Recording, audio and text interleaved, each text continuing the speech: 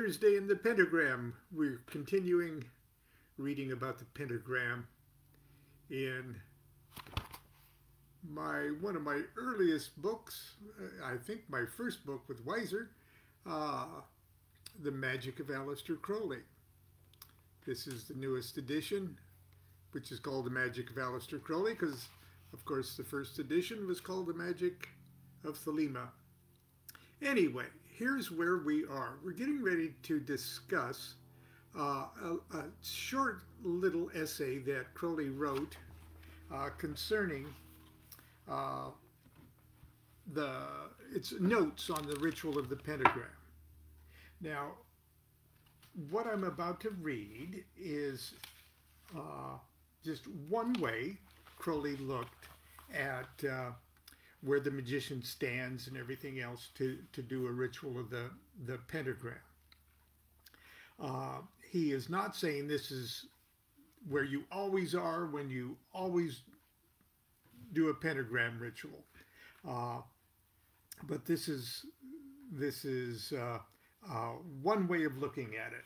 Okay, he says you're supposed to be standing at the intersection of the paths of Samak and Pei. Okay, now just on right there. Now that's my flawless illustration there. Okay, you're right there. Samak is the horizontal, or is the vertical line, and Pei is the horizontal black line there, and they join. It's a cross, maybe between the lowest four of the planetary spheres on the tree of life.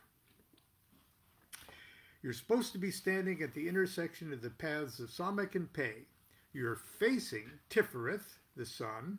Thus on your right hand is Netzach, Venus, and on your left hand Hod, Mercury, and behind you Yesod, the moon. Like that, or one more time, like that.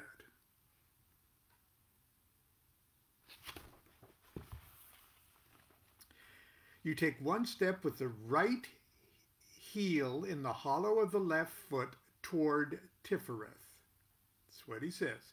Take one step with the right heel in the hollow of the left foot toward Tifereth and vibrate the divine name as given in the ritual. Then carry around, you carry round the point of the wand toward Netzach, then take a step again, always recovering after each step forward so that you remain in the center, and vibrating the divine names as before.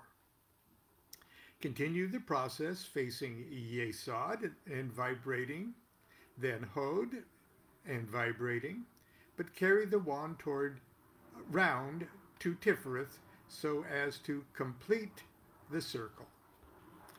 As you vibrate the divine names, the angels, as given in the rituals, appear. Note well that they should appear, and if the ritual is properly formed, do appear. Now, I'm going to digress for a moment here. Do you expect the angels to appear like in a Disney cartoon or on Star Trek pixelate and appear before the cones and rods of your physical eyes? Well, I'm not saying that that doesn't happen. It's never happened for me. I believe what Crowley is saying here is that the angels given in the ritual appear. Note well that they should appear in the ritual if properly performed, do appear. In my mind, that means you have to make them appear. You don't wait passively for them to appear before your meat eyes. You, in your projected imagination, have to make them appear. If they don't appear, you're not doing the ritual. You're not concentrated. You're not focused. You're not doing the ritual. Back to Crowley. You are thus standing in a column which is protected by your microcosmic invocation. The consequent result being a macrocosmic response is that without any effort on your part, the hexagram or the sixfold star appears both above you and below you. Note the equilibrium of 5 equals 6. In this way, you are completely shut off from the outer and qliphotic parts of the universe. Get well into your mind the realization of this column with its surrounding pentagrams and its hexagrams above you and below you. Continuous practice is essential if you are to perform this ritual as you should. It is particularly important not to slur any part of it, to visualize clearly and cleanly the forces invoked, with the exception of the divine being, who will not appear in the ordinary course of events for such slight cause. So your Yod-Heh-Vah and your Adonai and your Eheyes and your Els and Elohims, don't expect them to appear. You want to keep them in a transcendent, formless part of your brain. You can figure out yourself the forms of the angels, or rather the archangels. For instance, Raphael, commencing with an R, will have the head of solar glory, and the Pe, for Raph is RP, which follows should show the rest of him is martial. The AL, which concludes the name, in the case of most angelic beings, indicates that they wield the sword and balance. Once, that's Crowley's end of his little quote there from the notes on the pentagram ritual. Now we're back to old DuQuette here. Once the lesser ritual of the pentagram and the vibrations of the God names have been perfected, the student should then master all the variations of the greater ritual of the pentagram. Unlike the pentagram ritual, which provides a simple cleansing and centering function, this ceremony taps a far deeper strata of the elemental world and is the key to the opening and closing of what is known as the elemental watchtowers of the universe.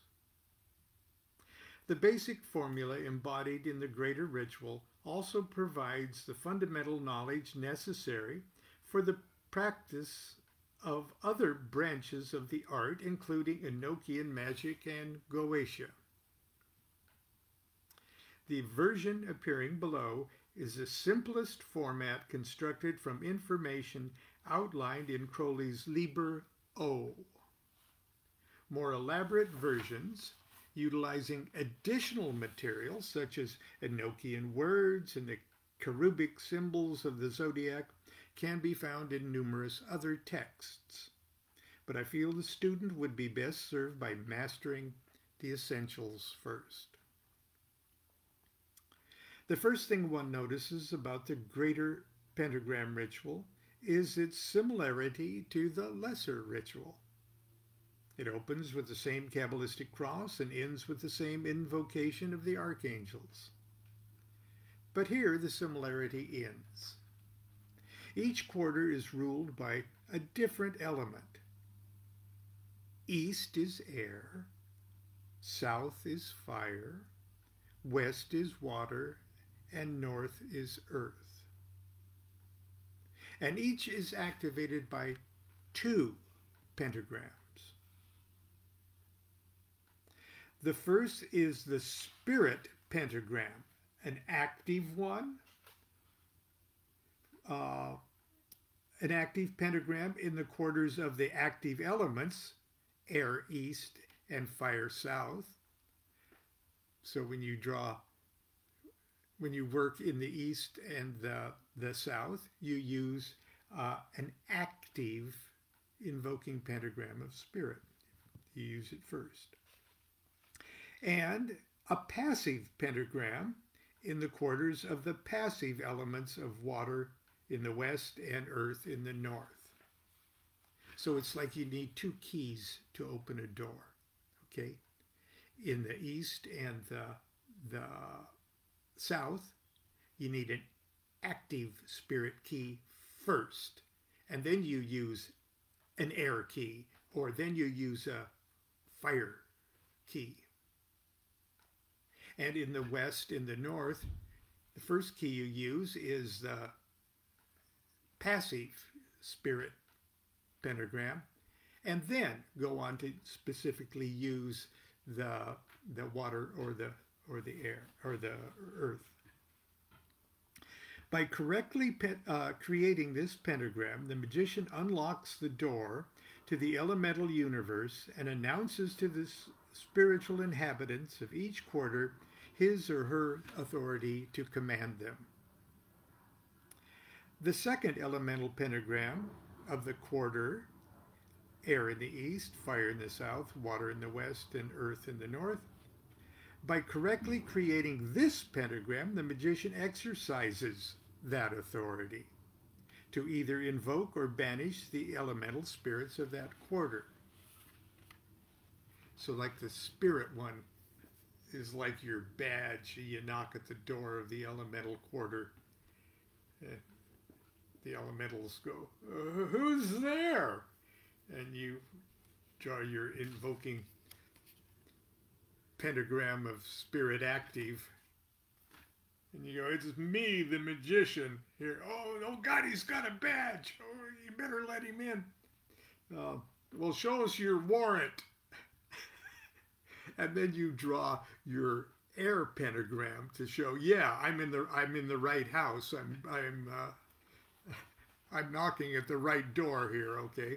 I got the authority, and I'm in the right place. And then they go, God, he knows both pentagrams. Let him in. Okay. But I digress.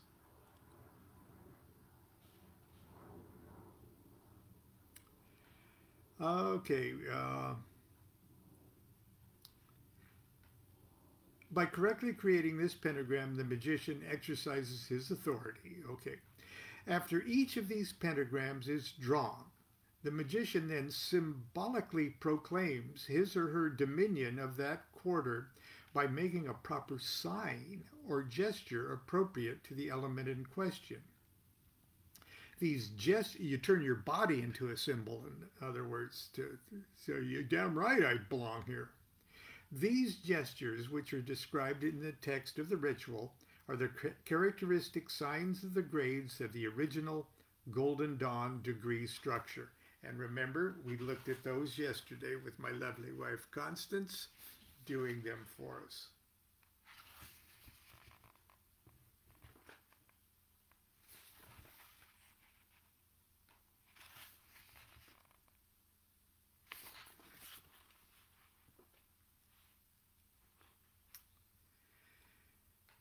The grade of the portal is particularly attributed to the elements of spirit. It refers to the sun. The paths of Samak, Resh, and Sadi are attributed to this degree. The grade of 4 = 7 is particularly attributed to the element fire and refers to the planet Venus. The paths of Kuf, Ayin, Pe are attributed to this degree. And for all of these cases, for further attribution, see Liber 777, line 7 and 31. The grade of 3 = 8 is particularly attributed to the element of water and refers to the planet Mercury. The paths of Resh and Shin are attributed to this degree. And the grade of 2 = 9 is particularly attributed to the element air. It refers to the moon. The path of Tau is attributed to this degree. For other attributions, of course, see 777. Finally, the grade of 1 equals 10 is particularly attributed to the element earth. It's important to always remember that on the magical plane, living things, it's important to always remember that on the magical plane, symbols are living things, and living things are symbols. Therefore, it's essential that the signs be made properly and with the full intent of the magician of transforming his or her body into a living symbol. In the greater ritual of the pentagram, these signs are indicative of the elements. But in more advanced rituals, they can represent even greater and more profound concepts. The version which follows is formatted for a general invocation of each element in its proper quarter. A comparable banishing ceremony is accomplished by following the same procedure but utilizing banishing pentagrams. Even though a great deal of elemental energy is generated by this ritual, it is done safely because the active and passive nature of the elements and their positions in the circle tend to balance each other off quite nicely. Active air in the east is balanced by passive water in the west. Active fire in the south is balanced by passive earth in the north. Okay. The greater ritual of the pentagram. Starts off with a kabbalistic cross, just like the lesser ritual. Ate, Malkut, Vigibura, Vigidula, Le Olam, Amen. And to thee the kingdom, the power, and the glory, to the ages, Amen. In the east, okay, just remember, in the east, air, active. In the east, make an invoking, equilibrated, active pentagram, spirit. There it is. Now there's a divine name that goes with spirit active, and that is Ehia. In the Moses story, when Moses stood before the burning bush and said, "Who the hell are you? Who do I say you are?" He didn't say it like that. Well, maybe he did. That's what the Bible says. Who are you? Who do I tell my people you are? And the answer was, hey, man, I am what I am. Okay? No, he's not Popeye. I am what I am is a heya, a shar, a heya. So that's I am. So in the east, make the invoking, equilibrated, active pentagram of spirit and vibrate. Eheye. Then you give the active sign with your body. You give the spirit sign. Now, there's magicians differ on this because the spirit sign or the portal sign is twofold. Just like Horus is two signs, the spirit thing. There's an active sign of the rending of the veil. And the passive sign is the closing of the veil. Now, most commonly, for all four spirit directions, most magicians commonly use both to indicate spirit. Okay? There are those magicians who will argue quite convincingly also that in the active quarters you rend the veil and in the passive quarters you close the veil. Whatever you decide makes perfect sense to you, do it that way. So, after, I'm going to just repeat that little section again because we're almost through here. In the east, the quarter of the air, in the east make the invoking equilibrated pentagram of spirit, vibrate ehia, then give the active portal sign, or give the portal sign, and then make the invoking pentagram of air. Now, draw that one.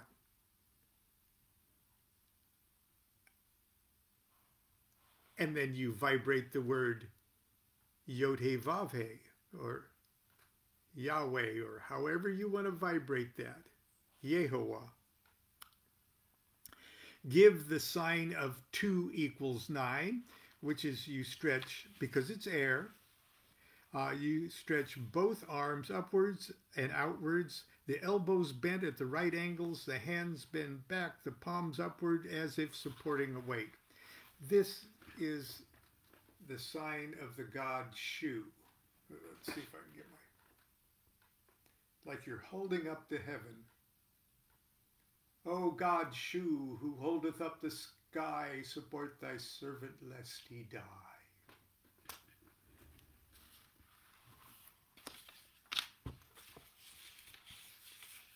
But I digress.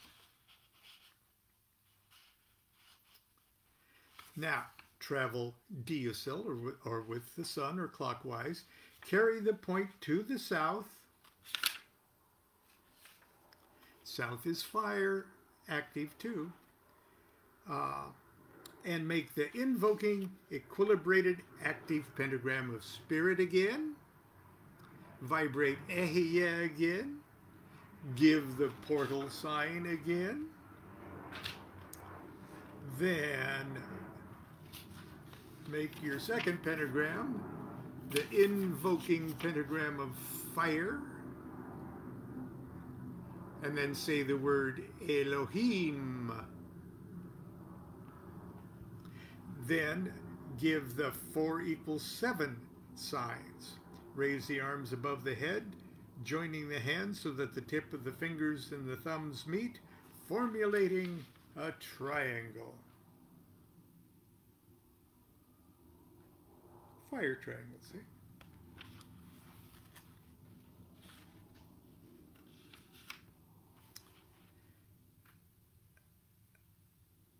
Okay. Travel diusil, carry the point around to the west. Okay. Let's see.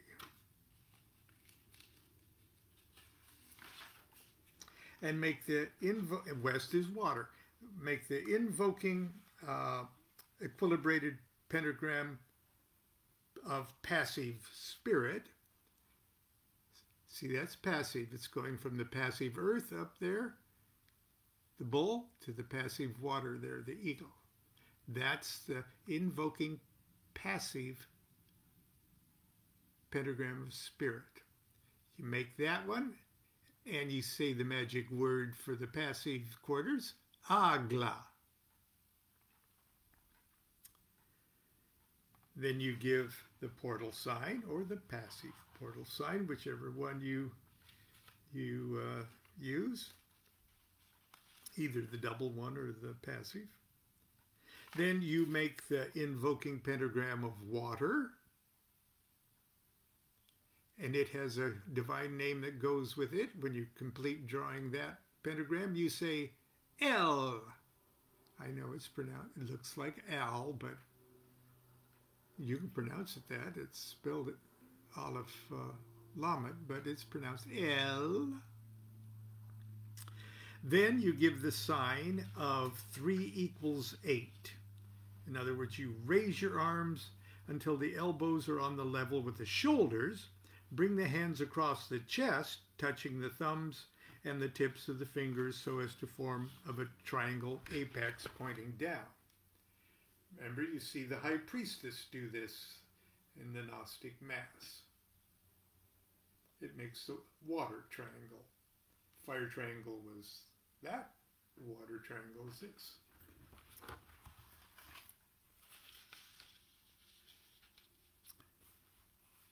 Travel diesel around, carry the point to the north, the earth quadrant. Make the invoking equilibrated passive pentagram of spirit. Say the magic word Agala. Give the portal ritual. Yeah, I'm a spirit guy. I got the authority to do that. Then make the invoking pentagram of earth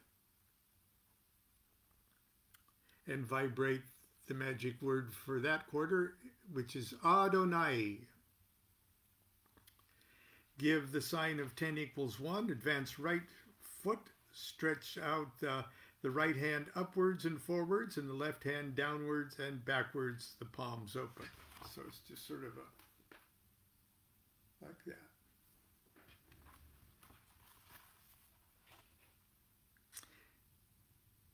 Travel Deosil and return the point to the east and repeat your kabbalistic cross. Let's see what we're doing there. Repeat your kabbalistic cross. Ata, Malkut, Vigibora, Vigidula, La'olam. Amen. And that